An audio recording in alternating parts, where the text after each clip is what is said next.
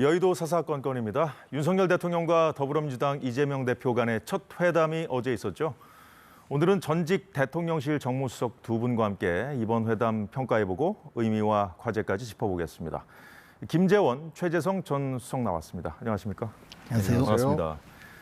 정무수석이 국회와 소통하면서 대통령 보좌하는 자리인데 이번 회동 어떻게 보셨을지 궁금합니다. 가장 눈에 띄었던 대목이랄까요? 주목해서 보신 부분 한 가지만 꼽아주신다면요. 먼저 김재원 수석님. 저는 이제 그 이재명 대표가 처음에 그 대통령을 만나는 자리에서 10여 페이지나 되는 그 인쇄물을 들고 그 주장을 낭독하는 그런 장면이었는데요. 사실 그 대통령을 만나서 그 대화하는 자리에서 그런 장면이 공개적으로 연출되기는 정말 어려운 상황이죠. 그래서 아주 작심하고 그런 상황을 만들었고 또 대통령실에서도 그런 상황을 그렇게 제지하거나 사전에 그런 상황을 예측하고 대비하지 않은 것을 보면 좀 그 폭넓게 대화를 열어두려는 그런 상황이 아니었나 생각합니다. 예. 최재성 수석님은 어떤 점 주목하셨어요? 두 가지인데요. 영수회담이 여러 당하고 한 게 아니고 민주당 이재명 대표하고 대통령하고 한 거 아니에요? 아마 그 회담치고는 역대 최대 인원이다. 양쪽이 배석을 3명씩 했으니까요. 그래서 조금 이제 형식에도 조금 매우 특이하고 인원수로는 아마 제일 많았던 것이 아닌가 싶고요. 또 하나는 비공개 회담에서 대통령 발언이 2시간 중에 85%. 그 야당, 그러니까 뭐 120분으로 따지면 야당 대표가 20분도 채 얘기를 하지 못했다는 얘기인데 이것도 조금 특이합니다. 통상은 대통령이 먼저 대화를 유도하거나 뭐 이런 정도 수준에서 하고 야당 쪽에서 좀 얘기를 하고 대통령이 답변하고 뭐 이런 건데 뭐 비공개니까 그 장면은 연출이 안 됐지만 시간이 이제 대통령 85% 발언, 야당 대표 15% 발언 이게 이것도 좀 기록적인 일이 아닌가 싶습니다. 김재원 수석님은 그 모두 발언에서 이재명 대표가 얘기한 부분 그 카메라 앞에서 여러 가지 의제들을 던진 모습을 주목하셨고 또 비공개 부분에서 대통령이 그에 대한 답변을 하는 과정에서 좀 많은 시간을 좀 할애한 부분을 또 최재성 수석님은 주목을 하셨네요. 자, 국민의힘과 민주당에서 나온 반응 잠시 듣고 이어가도록 하겠습니다. 대통령하고 저희 여당이 야당과 존중하고 대화하려고 만든 자리인데 야당 대표는 뭔가 싸우려고 오신 것 같은 느낌을 좀 들었고 저희가 반성해야 될 지점이 있고 당연히 야당을 존중해야 되는데 야당도 과연 대통령을 존중하고 있는가? 여기에 대해서 좀 의문점이 있었습니다. 이 지금 정부는 윤석열 정부라는 것을 야당 대표도 좀 인지해 주셨으면 좋겠다. 이런 말씀 좀 드리고 싶어요. 영수회담에 기대를 했지만 그 기대가 그렇게 국민들 입장에서는 충족되지 않았지 않았습니까? 그리고 저희들이 주장했던 민생회과 국정기조 전환에 대한 것들을 받아들이지 않았단 말이죠. 마지막에 이제 정리를 하면서 소통의 필요성은 서로 이제 공감대를 형성했고요. 소통은 이어가기로 한 거 아니겠습니까?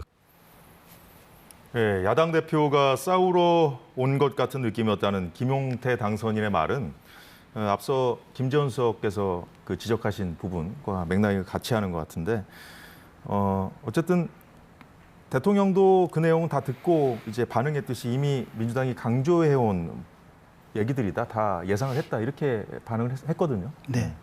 그러니까 이제 제가 정무수석 할 때도 여당 대표, 야당 대표 각각 청와대에서 대통령과 그 회담을 한 적이 있거든요. 그때 제가 배석을 하면서 느낀 것은 야당 대표들은 일단 그 대통령을 만나는 자리에서 와서 대통령에게 무슨 이야기를 하더라도 대통령이 수긍하지 않고 그것에 대해서 어떤 반응을 보이면 그것을 밖에 나가서 내가 대통령에게 이런 강한 이야기를 했는데 저 국민들의 요구를 제시했는데 대통령이 꿈쩍도 하지 않더라. 그래서 강력한 투쟁을 할 수밖에 없다 이런 명분을 갖추려고 노력을 하거든요. 예. 대통령은 이 반대로 야당 대표가 오셨으니까 정부 측의 입장 또는 대통령으로서 입장이 이러이러하니 좀 이 협조를 해달라, 이해를 해달라 이런 자리가 될 수밖에 없습니다. 그래서 예. 통상적으로는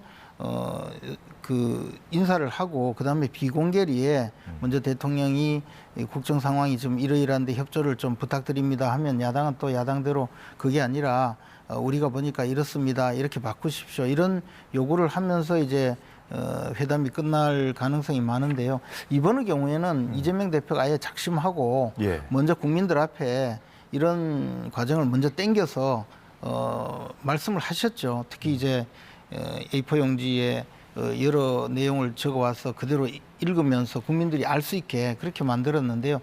이것이 사실 회담이라기보다는 각자 자신들의 이야기를 하는 장이 될 수밖에 없었고 특히 야당 대표가 먼저 공개리에 그런 발언을 하셨으니까 대통령은 설명을 할 수밖에 없다가 보니까 말씀이 좀 길어질 수밖에 없었겠죠. 비공개 때 그랬다는 거죠? 네, 그랬죠. 예. 예, 최재성 전 소장님은 이 부분 어떻게 보셨어요? 그러니까 과정을 조금 살펴봐야죠. 이 실무 접촉을 2차례 했지 않습니까? 소위 말해서 이제 의제 설정 및 협의에 대해서 불발이 되고 예. 이재명 대표가 일종의 이제 결단하는 형식으로 조건 없이 만나겠다라고 하면서 영수회담이 불발될 뻔한 것이 이제 성사가 된 거 아닙니까? 예. 제가 보기에는 저 공개적으로 취재진 앞에서 이재명 대표가 저것을 말씀을 하신 것은 네. 일종의 의제 설정이 불발된 것 이것에 대한 하나의 이제 야당 대표의 일종의 이제 주장과 제안. 예. 그래서 요 과정들을 좀 보면은 제가 보기에는 어찌 보면은 좀 자연스러운 거 아니었나 싶고요. 예. 그래서 야당 대표가 회담은 성사시켰지만 모든 걸 다 얘기를 하자. 사실 대통령이 조금 뻗팅긴 거거든요. 그래서 그 돌파구를 열고 의제를 던진 것이다. 이렇게 저는 봤고요. 그렇다 하더라도 비공개 회담에서 일단은 그 의제를 던진 것에 대한 대통령의 반응이 뭐 충분히 예상했던 것이다라고 말씀을 하신 것도 그것도 좀 거시기하죠. 그래서 비공개 회담에서 대통령 말씀이 많은 것도 이미 이제 이거 다 아는 얘기고 주장이 이제 상반된 그런 내용들 아닙니까? 그래도 85% 발언은 무슨 시험 문제 면접에서 이제 그런 것을 구술하는 것도 아니고 너무 지나쳤다는 생각입니다. 그 이 대표가 의제를 이렇게 한꺼번에 던진 부분이 있잖아요. 그래서 그것들을 다 이제 답변하려면 좀 시간이 필요했다. 뭐 이런 취지의 답변을 대통령실에서 했더라고요. 그러니까 네. 대통령의 지금 현재 이제 생각과 상태를 읽을 수 있는 거죠. 총선 참패 이후에 대통령은 이 국무회의 메시지에서 야당 얘기를 한 번도 안 했어요. 그다음에 협치 얘기도 안 했어요. 소통 얘기만 했거든요. 모든 게 소통 부족 내지는 홍보 부족. 이걸로 몰아갔어요. 국정 방향 옳고 아무리 좋은 정책 해도 국민이 변화를 못 느끼면 그거는 정부의 잘못이다 이렇게 하고 소통만 방점을 찍었는데요. 이 소통이 내용이 없고 협치로 이어지거나 어떤 성과물이 없으면은 그야말로 소통은 형식적인 이 시도에 그치게 되는 거거든요. 그래서 이번 영수회담도 저는 대통령이 애당초 그렇게 설정했다고 봅니다. 그러니까 그동안 못 만나왔잖아요. 이재명 대표가 예. 대표 당선되면서부터 영수회담을 하자고 했는데 23개월 동안 못 하다가 이번에 총선 참패 후에 하긴 해야 되는데 내용적 접근이나 그야말로 협치 차원으로 대통령이 승화시켜야겠다. 그렇게 해석을 하지를 않고 형식적 소통의 한 방편. 이걸로 설정한 것이 아닌가 싶어요. 만남 자체에 좀 의미를 부여했을 거다. 그래서 이렇게 저는 보시면. 이후에도 당장 또 대통령이 이재명 대표하고 바로 또 만나거나 빠른 시일 내에 또 만나거나 이러기는 어렵다고 봐요. 일단 한번 하기 싫은 거 한번 한 거거든요. 그러니까 좀 텀이 있고 또 뭐 좀 길어집니다만 우리 국민의힘 또 전당대회가 있잖아요. 네. 그래서 그 전당대회 후로 최소한 미뤄지고 형식도 단독 대담이나 단독 회동이나 이렇게 되지 않을 가능성이 저는 매우 커졌다. 지켜봐야겠죠. 봅니다. 민주당의 입장도 중요하니까요. 자, 이제 최수성님 말씀을 듣고 보니까 김전수성님, 이재명 대표가 의제 없이 그냥 만나겠다고 할 때부터 이 그렇죠. A4 용지 발언을 좀 작정했던 것이 아닌가 하는 그런 생각도 드는데, 지금 사실 그 대통령이 좀 그 만남 자체에 좀 형식적인 거에 좀 의미를 부여한 것 같다고 이제 말씀을 해주셨지만, 사실 오늘 아까 이제 김용태 당선인 얘기를 들었습니다만, 총선에서 민주당이 많은 국민들에게 선택을 받았다. 하지만 이것이 민주당이 주장하는 추경이라든가 이런 것에 동의해서 국민들이 민주당 편을 들어준 건 아니다. 이렇게 강조를 했거든요. 동의하시나요?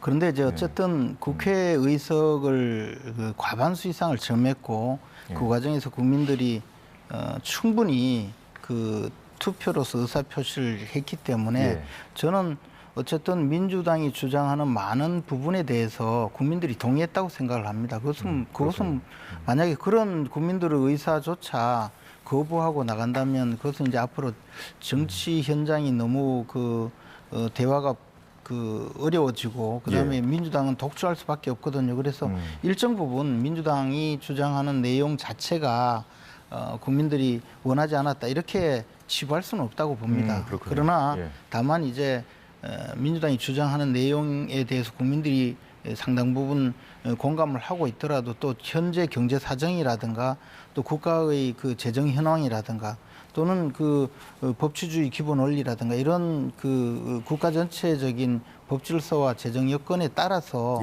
집행을 해야 되겠죠. 예, 앞서 뭐 김용태 당선인의 얘기도 들었습니다만 기대가 충족되지 않았다는 박성준 대변인의 말도 듣지 않았습니까? 네. 예, 민주당은 어제 회담이 끝나자마자 기자들 앞에서도 이런 취지의 얘기를 했어요. 답답하다, 아쉽다, 변화를 찾아볼 수 없다 이제 호평을 했는데 그 A4 용지 발언을 한 다음에 이제 끝나자마자 그 회견을 했단 말이에요. 네. 좀 뭔가 좀 민주당이 좀 작전을 사전에 좀 짰다고 보십니까? 근데 이제 2016년도 9월 달에 그 당시 박근혜 전 대통령 시절에 제가 정무수석을 하면서요. 당시에도 박근혜 전 대통령이 야당 대표들 그리고 이제 여당의 새누리당의 그 이정현 대표 그리고 이제 민주당의 추미애 대표 그리고 당시 이제 국민의당의 박지원 그 비대위원장 이렇게 초청해서 회담을 가졌는데요. 그때도 제가 이렇게 보니까 대통령이 어떤 주제로 어떤 말씀을 하시든 야당 대표는 먼저 미리 작성해 온 것을 그대로 읽고 밖에 나가서 똑같은 이야기를 했습니다. 그래서 이번과 달라진 것은 이번에는 아예 취재진 보고 나가지 말고 좀 들어달라고 하고 그것이 중계가 되도록 만든 것과 그때 당시에는 그렇지 않고 그냥 밖에 나가서 내가 이만큼 이야기를 했다라고 그 기자회견을 통해서 밝히는 것. 그래서 결국에는 무슨 대화를 통해서 어떤 공동의 이해관계 내지 공동 관심사에 대해서 협의를 한 것이 아니고 각자 자기들 지지층을 상대로 발언을 강하게 했다는 내용의 발표를 하는 장으로 대통령과의 회담을 활용하는 것 같았습니다. 그때 청와대에서는 별도로 사실 대통령은 이런 이야기까지 했다라고 브리핑을 하기가 좀 민망할 정도로 강력하게 이제 말씀을 하셨거든요. 그래서 이런 일이 반복되면 결국은 이 대통령 입장에서 영수회담을 주장하면서 사실은 와서 그 자신의 주장을 강하게 부각시키고 그리고 나서 대통령은 불통이다.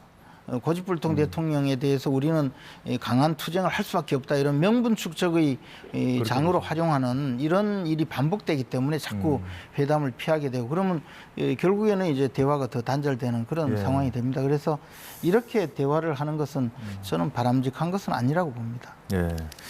그런데 이제 이재명 대표 쪽에서 그러면 이제 지지층을 보고 좀 공개적으로 그런 발언을 했다고 보시는 거예요?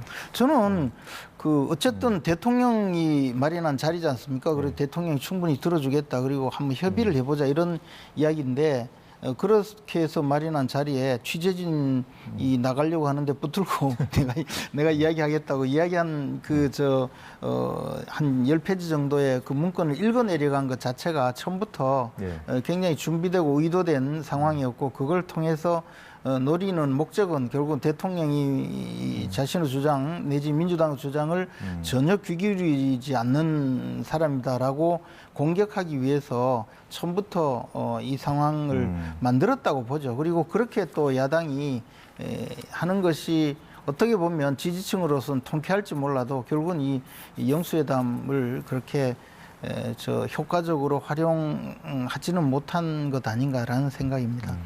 그러니까 민주당에서 처음부터 그런 상황들을, 일련의 상황들을 좀 만든 게 아닌가 이렇게 보고 계시는 건데, 근데 각자 지지층만 바라보고 하고 싶은 말만 했다는 평가는 지금 야당 지지층에서도 또 대통령을 향해서 얘기를 하거든요. 평가를 하거든요. 어떻게 보세요? 저는 영수회담이 지지층을 위한 자리, 지지층을 위한 계기로 설정되는 그런 얘기는 저는 뭐 상상도 못 해봤고, 영수회담이 그런 자리가 아니다. 이치에 안 맞죠. 그래서 이재명 대표가 지지층을 위한 그런 계기로 영수회담을 활용했다? 그게 아니고요. 그거는 예를 들어서 뭐 당내 문제라든가 특정 사안에서 조금 더 야당이 조금 더 적극적으로 해야 될 사안이라든가, 그런데 지지층이 강력히 요구하는 거라든가, 이건 그럴 수가 있어요. 그런데 영수회담을 어느 바보 같은 정치인이 지지층을 위한 자리로 그렇게 활용을 합니까? 적어도 영수회담 정도 되면은 대통령과 제1야당 대표 아니에요.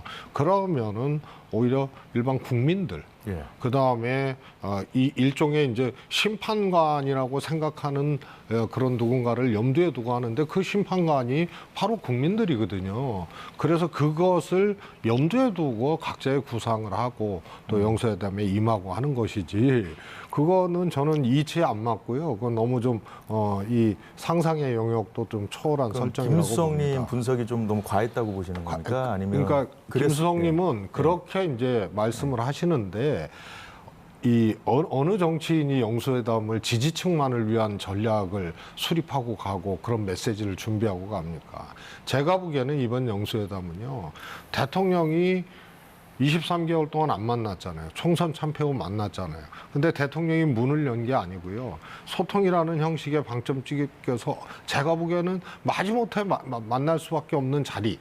그러니까 의제 설정도 안 돼. 의제 협의도 안 돼. 이래서 불발될 뻔했거든요. 그런데 이재명 대표가 해서 됐잖아요. 그러니까 이재명 대표는 일단 대통령에 대한 이제 불신이 서로 이제 불신이 있는 거죠. 이 상황에서 영수회담이 성사가 되는데 야당 대표로서 어떤 이제 뭐 톤앤매너부터 시작해서 어떤 내용으로 어떤 전략으로 영수회담을 할 것인가. 그래서 제가 보기에는 각자의 방식대로 지금 한 거예요. 그걸 놓고 야당 대표가 뭐 지지층을만을 위해서 메시지를 했다든가 뭐 이런 것은 맞지 않죠. 서로 상대적인 거 아니에요? 그래서 어차피 안 될 뻔한 거 억지로 됐는데 의제도 없고 내용도 없어요. 그리고 서로 생각하는 게 달라요. 그러니까 첫 만남의 의미 부여 정도를 하는 것, 이런 걸로 끝난 거예요. 그러면 야당 대표가 가서 들러리십니까? 그래서 야당 대표는 나름대로 준비하고 대통령은 1mm도 이 변화 없고 움직이는 거 안 돼. 그래서 의제 설정 등등등 다 불발되고 했던 것의 마지막 장면이 각각의 방식대로 영수회담에 임한 거죠. 야당 대표가 들러리를 설 수는 없으니 나름 준비한 것이다. 이렇게 반론하실 게 있습니까? 뭐 하여튼 뭐 결국에는 그 말씀이죠. 그래서 들러리 설 수 없으니까 사전에 자세히 준비를 해서 사실은 그 대통령실에 가서 그 풀 기자단 취재진에게 잠깐 있으라 내 이야기를 방송해 달라고 하고 읽어내리는 것도 굉장히 이례적인 상황이죠. 아마 제가 지난 20년 동안은 그런 이야기를 들은 적이 없는 것 같아요. 그래서 그 정도로 굉장히 치밀하게 준비를 해서 나름대로 야당 대표로서는 그 장을 잘 활용했지만 결국에는 그 전체적으로 보면 영수회담이 그 야당의 주장을 증폭시키는 장이 되고 말았고 그것이 결국에 대통령으로서는 말씀하셨듯이 뭐 85%를 대통령이 말씀하셨다고 하는데 그만큼 이 내용의 이 어떤 대통령의 입장에서 설명을 하는 그런 방법으로 결국은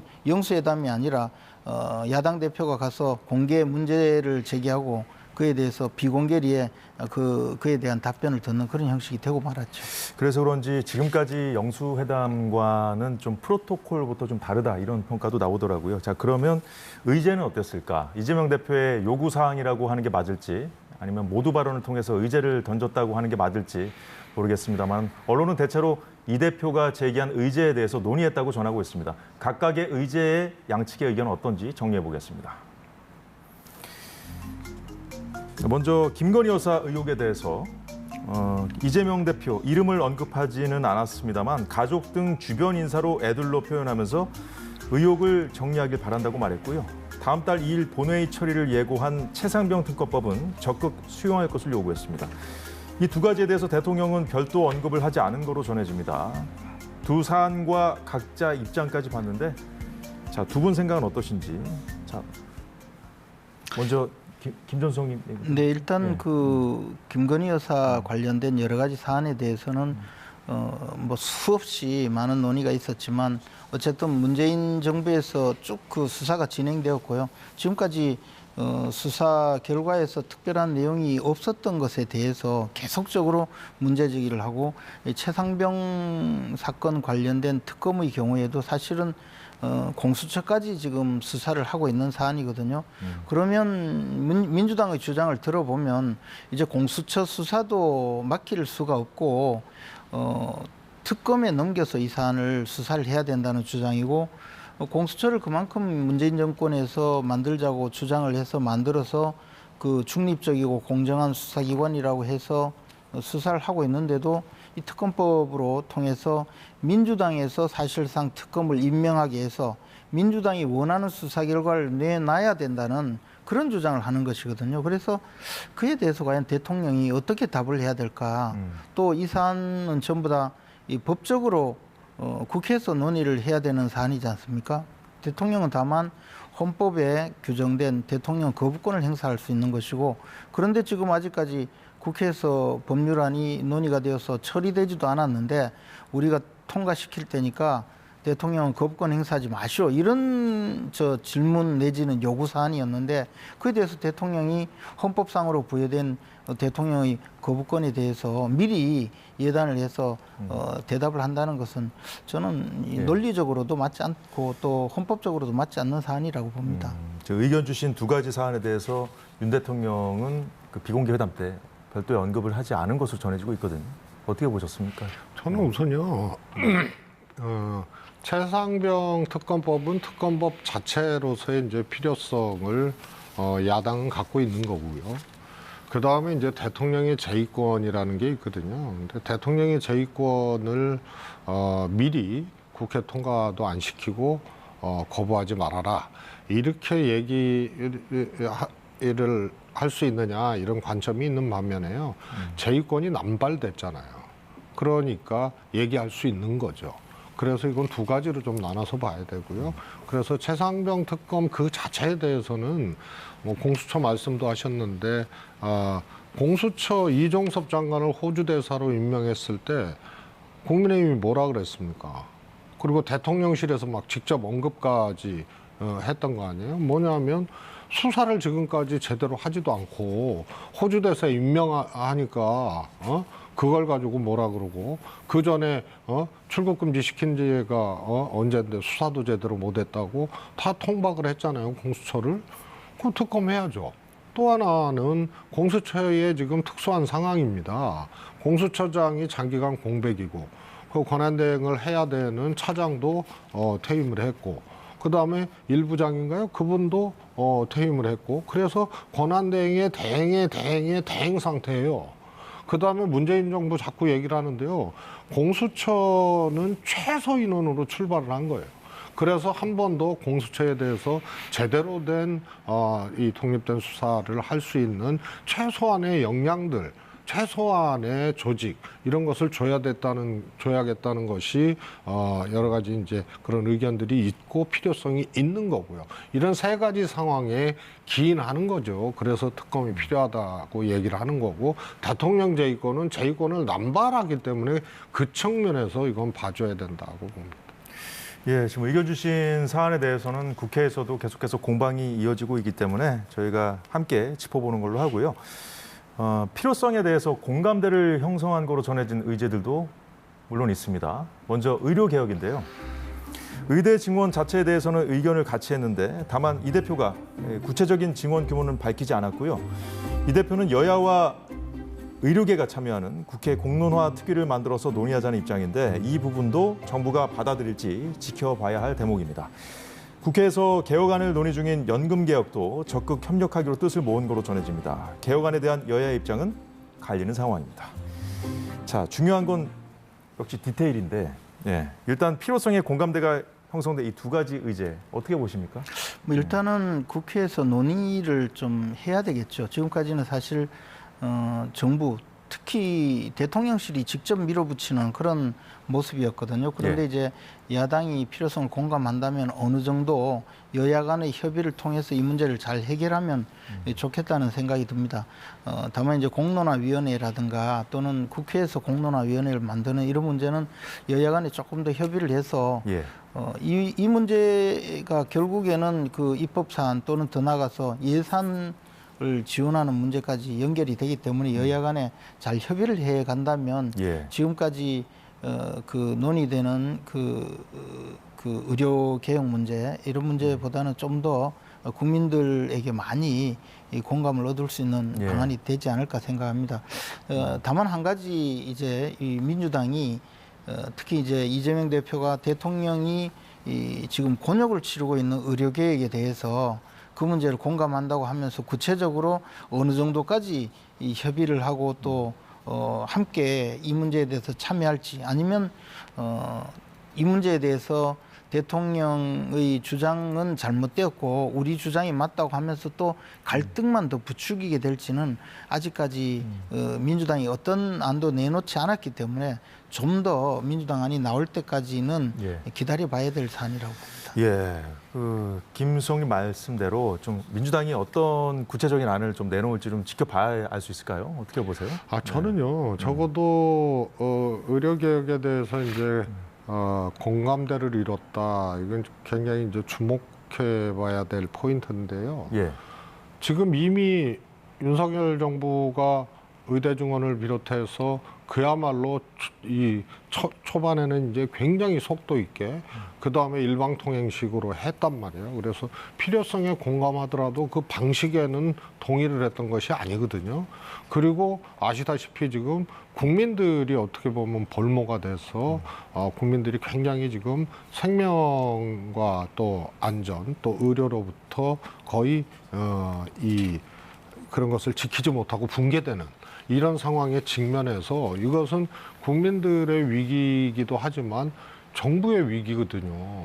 대책이 없어요, 정부가. 그래서 나는 정부가 왜 이 윤석열 대통령과 이 정부가 이런 문제를 야당에서 이렇게 했으면요. 제가 보기에는 이거는 이게 웬 떡이냐 해서 확 진도를 뺐을 거예요. 그런데 원내대표도 그렇고 반응이 이미 대통령 산하에 특위도 있고 그런데 뭐 이런 구성체를 자꾸 만들어서 하는 것보다 있는 걸 잘해야 된다. 그다음에 야당 보러 안을 갖고 와라. 이런 식의 얘기는 바보 같은 거예요. 제가 보기에는 지금 정부가 몰린 거 아니에요, 지금. 이 문제를 어설프게 하다가. 이거 굉장히 어려운 문제고 고통이 수반되는 문제고 다 아는데 뭐 그냥 그야말로 자신 있게 그냥 막 하다가 지금 딱 벽 앞에서 지금 정부가 곤혹을 당하는 상황이거든요. 정부는 어떻게 해야 되고 야당은 어떻게 해야 될까요? 그래서 야당 대표가 소위 말해서 공론화위원회 만들겠다. 그러면 구성이 이제 여야정, 의료, 그다음에 시민사회 이쪽이거든요. 그러면은 제가 보기에는 제가 만약에 지금 이 대통령의 실이고 또 정부 여당이라면 그냥 바로 받겠어요, 이거. 왜냐면 혼자서 해결 못 하잖아요. 그런데 다행히 야당 대표가 진정성 있게 이거 야당도 부담스러운 거거든요. 이걸 얘기를 했으면 바로 진도를 빼고 받고 해야 되는데 이것도 머뭇거리고 뭐 이런 거 하는 거 보니까요. 제가 보기엔 정말로 이 실정을 모르고 이 정무적 판단 능력이나 뭐 이런 것들이 전혀 없는 거예요. 예. 제가 보기에는요, 우리 최재성 수석께서 말씀하셨을 때 야당 대표가 진정성 있게 이 문제에 대해서 그 논의를 말하자면 공감을 표시했다 이런 말씀을 하셨는데 사실 정치에서는 이 불신 비용이라는 게 굉장히 크거든요. 정말 이재명 대표께서 진정성 있게 이 문제를 함께 협의하기를 생각하고 의료 계획을 함께 하자라고 한다면 아마 그 대통령이든 정부든 또는 여당이든 말씀하신 대로 곧바로 함께 일을 진행하자고 했을 텐데요. 이 불신이 많기 때문에 과연 어떤 내용으로 이 문제를 다룰 것인지를 알아볼 필요는 있습니다. 왜냐하면요.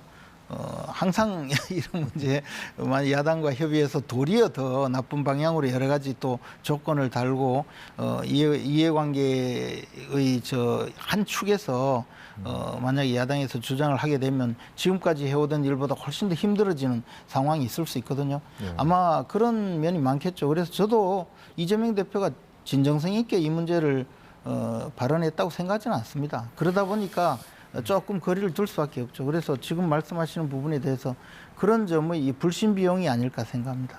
그래서 아직도 상황 파악 못하고 정신 차리지 못하고 있다는 얘기예요. 지금 굉장히 이거는 위기거든요. 제가 보기에는. 그리고 아니 야당 대표의 진정성에 대해서 왜 확인을 해요? 지금까지 정부가 진행해온 방식 이것이 위기를 자초했고 폭발해요 이제. 그래서 정부 곤혹스러울 거예요. 제가 보기에는 후회할 거예요. 문재인 정부 때도 440명 증원하자 그랬다가 난리가 났고 코로나 와중이었잖아요. 그래서 지금 이재명 대표가 얘기한 그때 이제 국회가 끼어들어서 여야정 그다음에 관련 단체에서 그 협의체를 만들면서 봉합을 했었어요. 일시적으로. 거기에 무슨 그 당시에 국민의힘에 대해서 진정성을 믿고 뭐 그래서 그렇게 한 거 아니거든요. 이런 상황쯤 되면은 야당도 원론의 큰 전제에 공감하고 그렇게 했다 그러면 왜 그 진정성을 확인해야 돼요?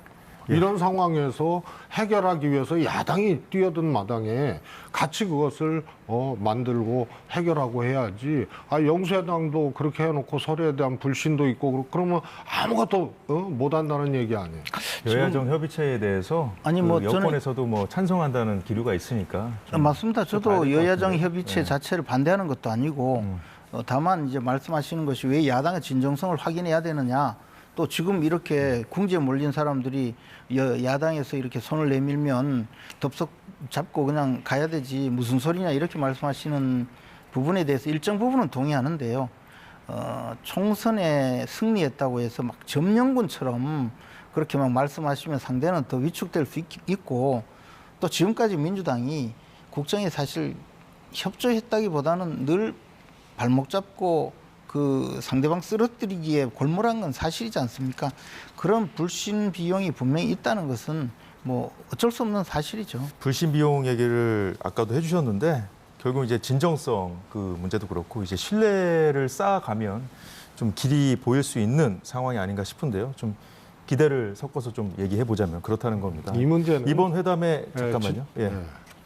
이 문제는 진정성이 있다고 생각을 하셔도 돼요. 왜냐하면 야당 입장에서는 지금 대통령이나 이 정부가 대책 없이 지금 벌려놓은 일에 대해서 어떻게 보면 끼어드는 그런 형국 아니에요. 그래서 그런 판단을 할 때까지는 이거는 그래도 문재인 정부 때에서도 했고 그래서 진정성이 뒷받침이 안 되면 그럼 거꾸로 한번 생각을 해보십시오. 그냥 팔짱 끼고 있으면은 되는 거예요. 야당 입장에서는. 제가 보기에는 이거 집권 여당 또 대통령이 호되게 당할 수밖에 없는 상황이에요. 그런데 야당이 이거를 제안하고 한 거는 그래도 의료개혁이나 필수 의료 문제 이런 등등은 민주당도 오랫동안 주장해오고 시도를 했었기 때문에 이거는 야당도 역할을 하자 이렇게 봐주시는 게 맞습니다. 국민들이 지켜보고 계시니까 야당도 뭐 개입을 한다면 진정성을 갖고 해야겠죠. 자, 이번 회담의 성과라고 한다면, 당장의 성과라고 한다면 뭐가 있을까 제가 생각을 해봤는데, 여야 공이 이 만난 것 자체는 의미가 있었다는 평가를 하고 있습니다. 구체적인 논의는 아직 없지만 앞으로 또 만나기로 한다면 앞으로의 상황을 지켜봐야겠죠.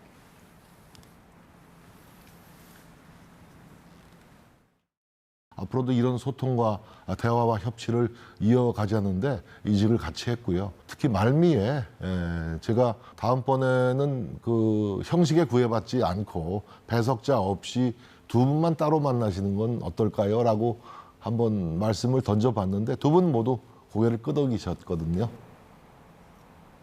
예. 어제 이재명 대표가 어제 만남에 이제 7년이 걸렸다 이런 얘기를 했는데, 이제 지금 뭐 정진석 실장 말은 독대까지 제안했다는 거 아니에요? 근데 이제 일단 2차 회동으로 이어질 수 있을지가 관심인데, 이제 얼마나 시간이 걸릴까, 시점도 중요할 것이고, 만남의 어떤 형식보다는 지금 당장 언제 다시 만날까, 이게 관심 아니겠어요? 어쨌든 이제 국민의힘에 새로 전당대회를 거쳐서 새로운 당대표가 선출되고 나면, 그러면 조금 또 새로운 대표 체제, 그리고 예. 새로운 국회, 그러고 나면 아무래도 22대 국회에 또 정부 측에서 협조를 요청해야 될 일도 많기 때문에 그때쯤 되면 분위기가 조금 무르익지 않을까 생각합니다. 예. 그래서 지금보다는 7, 8월 내지 8, 9월쯤 되면 정기국회를 앞두고 그런 만남의 이 분위기가 익숙해질 것이고, 여야 간에 대화를 좀 잘 만들기 위해서라도 대통령께서도 아마 그런 필요성을 느끼지 않을까 생각합니다. 그렇다면 여야정 협의체 대통령이 어제 제안했다는, 그게 좀 적절하다고 보시는 겁니까? 저는 어떤 형태로든 지금은 우리 최재성 수석께서 말씀하셨듯이 여당 단독으로 모든 그 국정 운영을 할 수 없는 상황이거든요. 야당의 협조가 필요하기 때문에 예. 여야정 협의체든 또는 다른 어떤 그 형식이든 예. 그런 이 국정의 중요한 쟁점을 두고 야당과 협조를 해나갈 수 있는 협의체라면 무엇이든 해야 된다고 생각합니다. 예. 어제 대통령이, 최성님, 여야정 협의체 제안했는데 이재명 대표가 이거는 좀 아니다, 거절했던 것으로 좀 전해지고 있거든요. 그런데 의정 갈등 같은 경우에 좀 여야정 협의체로 하자는 거 아니에요, 지금? 그러니까 사안에 따라서 이렇게 나누기보다는 어떤 형태든 좀 만나는 게 중요하지 않을까 싶은데요. 예. 제가 아까 이제 들러리라는 표현을 썼잖아요.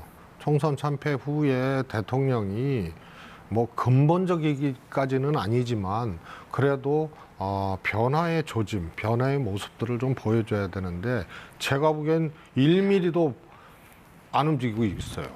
그런 상황에서 대통령의 이 여야정 협의체라는 것이 예. 사실은 무슨 의미가 있는지 이것에 대해서 확인할 수가 없는 거예요. 그리고 영수회담도 예. 사실 이런 식으로 됐잖아요. 내가 보기엔 형식부터 사전 과정 전부 잘못된 거예요. 그 중심에 대통령이 있는 거거든요. 야당 대표가 이거를 돌파하느라고 알았다, 무조건 만나겠다, 이게 있을 법한 일입니까? 그래서 제가 보기에는 이 여야정 협의체가 그럴듯해 보이는 사람도 있겠지만은 지금까지의 과정을 봤을 때는 오히려 이거는 또 형식 요건에 해당되는 것이 있을 수 있다. 이것이 이제 야당에서 생각하는, 또 이재명 대표가 생각하는 바가 아닌가 싶습니다. 예. 어느새 시간이 다 돼서 여기까지 해야 될 것 같습니다. 예. 지금까지 최재성, 김재원 전 정무수석이었습니다. 오늘 말씀 고맙습니다. 예.